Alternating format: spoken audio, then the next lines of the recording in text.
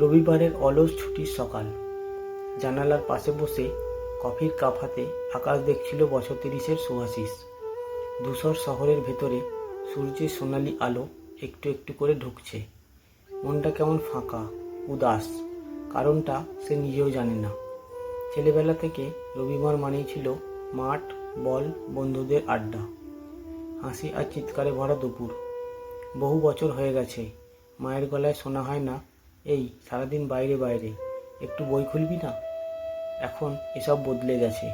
মায়ের গলা নেই, বন্ধুরা নিজেদের দুনিয়ায় ব্যস্ত, আর সুভাষিসও এখন এক বহুতলের ফ্ল্যাটে একা থাকে। অফিস, ট্রাফিক আর ডেডলাইনের চাপে পিষে যাওয়া এক মানুষ। জীবনটা যেন হয়ে উঠেছে এক নীরব ট্রেন, চলছে কিন্তু কোথাও পৌঁছচ্ছে না। কফির ধোঁয়ায় চোখ একটু ঝাপসা হয়ে এলো। ঠিক তখনই নিচের মাঠ থেকে ভেসে এলো হাসির শব্দ।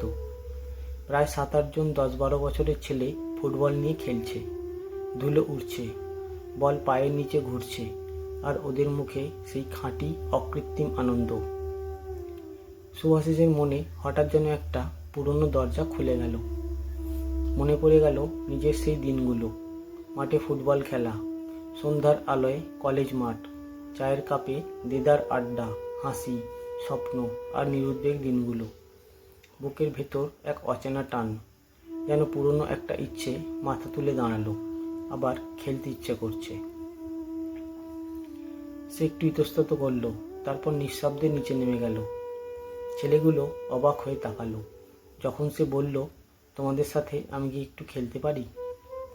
মুহূর্তে তারা একে অপরের মুখ চেয়ে হেসে ফেলল। একজন বলটা এগিয়ে দিল তার দিকে। প্রথম কিকটা একটু অস্বস্তির ছিল, কিন্তু পরে শরীর যেন পুরনো ছন্দ ফিরে পেল। ছেলেরা দেখল একজন বড় মানুষ দৌড়াচ্ছে, হাসছে, যেন সময় উল্টে গেছে। কয়েক মিনিটের মধ্যেই ঘাম, দৌড়, হাসি সব ফিরে এলো বহু বছর পর।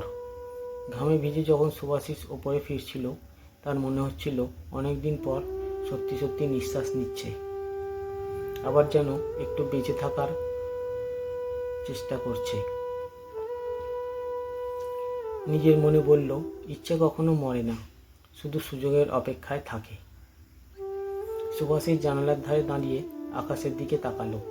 হয়তো কাল আবার সেই একই অফিস, একই ফাইল, কিন্তু আজ সে বুঝল বড় হওয়া মানে সব হারানো নয়, শুধু চুপ করিয়ে রাখা।